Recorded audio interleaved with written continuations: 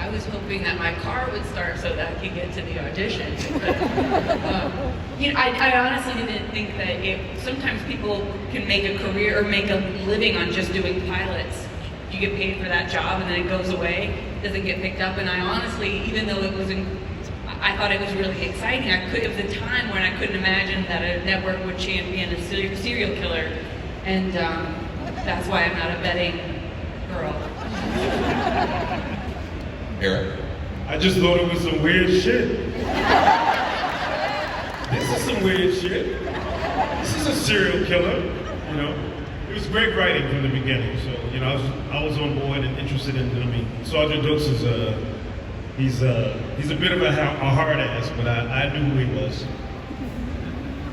David? When the audition came in, I was in Toronto, and they told me, come fly back to New York to audition for the show. And I was like, I got tickets to Blue Jays. I don't really want to fly in. But continuously he convinced me, and I went in.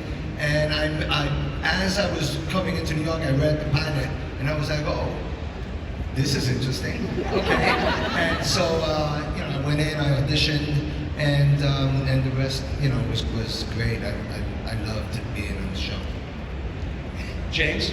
It was the best television pilot script I had ever read.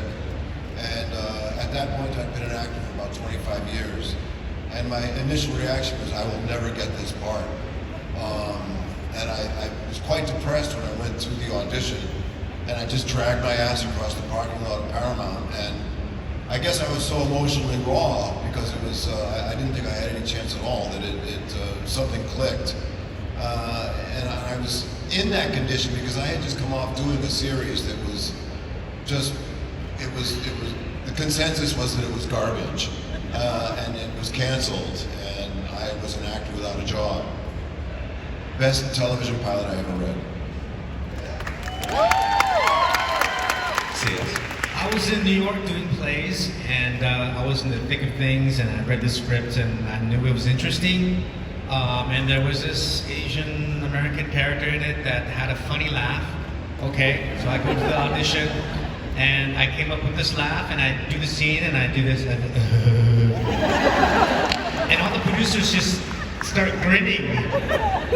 And then I'm like, okay, thank you. I get done, and I go back out, and then they're like, actually, can you come back in again? I go back in, they're like, can you do the laugh again? I think that's what got me the job.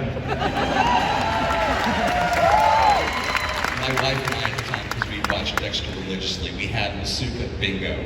That was running through everything, so thank you very much for filling our cards at least once every couple of episodes. My pleasure. Yeah, I had finished doing 6 Feet Under, and I thought the last thing I wanted to do at that point was another television show, and especially one that would have me once again surrounded by dead bodies. But I read the pilot script, and I was like, what am I, an asshole? I'm definitely doing this. It was unlike anything I'd ever encountered. I didn't know if it would find an audience, but I definitely had to do it. I mean, it was unlike anything I'd ever seen. And for an actor